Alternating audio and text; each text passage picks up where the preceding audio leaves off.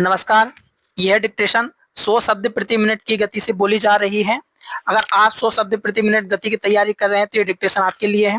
Dictation start होगी 5 second बाद। Start. माननीय अध्यक्ष महोदय, माननीय विरोधी दल के नेता की ओर से प्रदेश की जीवन उपयोगी वस्तुओं के अभाव और महंगाई की चर्चा के संबंध में जो संकल्प प्रस्तुत किया गया है, उस पर दोनों पक्ष के माननीय सदस्यों के भाषण हुए। मैं उन समस्त माननीय सदस्यों का बड़ा आभारी हूं जिन्होंने ऐसे संकट के समय इस समस्या को सुलझाने की कोशिश में लगी इस सरकार को धन्यवाद दिया, बधाई दी है।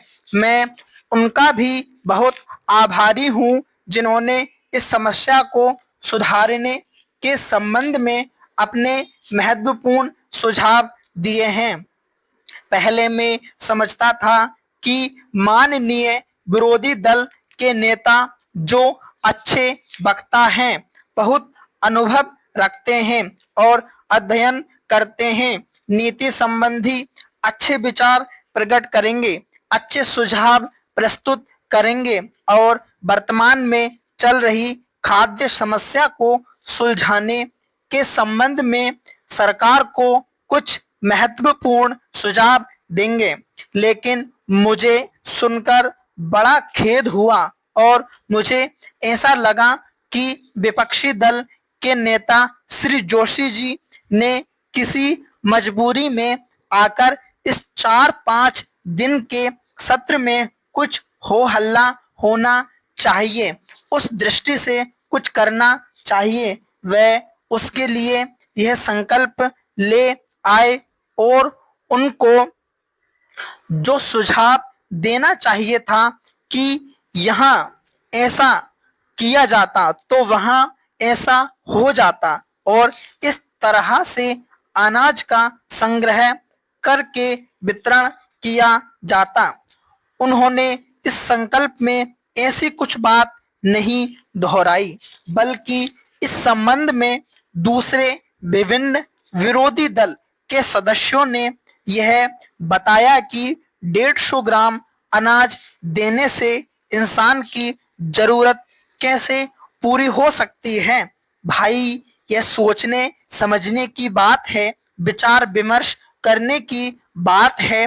भाई मोहन सिंह जी ने कहा कि खाद्य मंत्री जी और मुख्यमंत्री जी को एक कमरे में बैठाकर 200 ग्राम अनाज दे दिया जाए और तब यह देखा जाना चाहिए कि वह उधर पूर्ति कैसे करते हैं। आपको विदित होगा कि जब हम जिलाबंदी की बात करते थे और जब आपका उसका विरोध करके जिलाबंदी तोड़ने की बात करते थे, तब उस समय हमने अनाज का थोक व्यापार करने का निश्चय किया था और थोक व्यापार करने के लिए सरकार को जिला बंदी करने की जरूरत थी। आपने ऐसा नहीं होने दिया, तब सरकार ने मजबूर होकर ऐसा कदम उठाया।